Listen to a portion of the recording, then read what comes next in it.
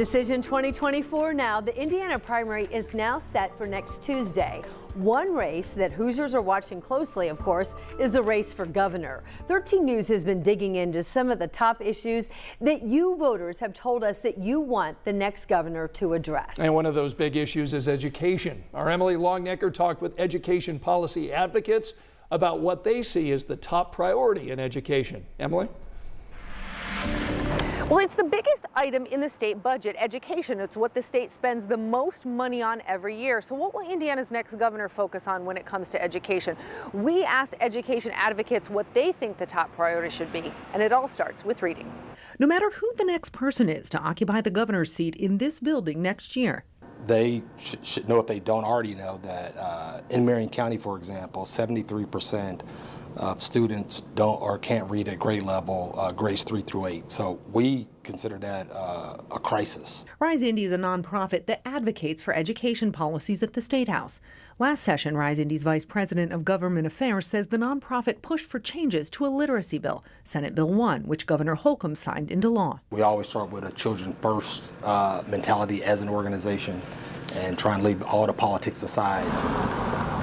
Under the new law, students who fail the iRead test at the beginning and end of third grade have the option to take summer school and retest again before the start of the new school year.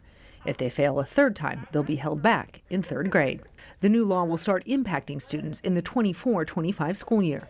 The move to hold students back garnered a lot of debate among lawmakers. Even amongst parents, I mean, we've seen they had different opinions. So one thing they was clear on, though, is that earlier interventions were important. That's why Luster says Rise Indy advocated for more early literacy interventions, which became part of the bill that became law. Literacy is not just being addressed in third grade, but it's starting with early interventions in second grade, you know, with high dosage tutoring, summer school, and just intervening sooner and not waiting until third grade. Rise also pushed to have specialized reading plans for kids struggling to read become part of the bill.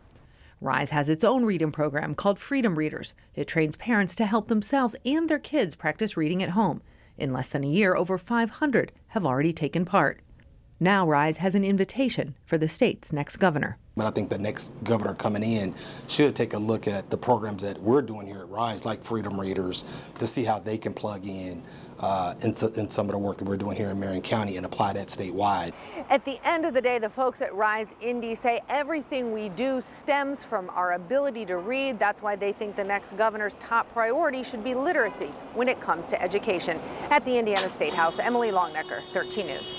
The primary election is now less than a week away, and we are your primary election night headquarters. If you'd like to see the primary ballot, we've got it posted right now. Just go to WTHR.com/full election.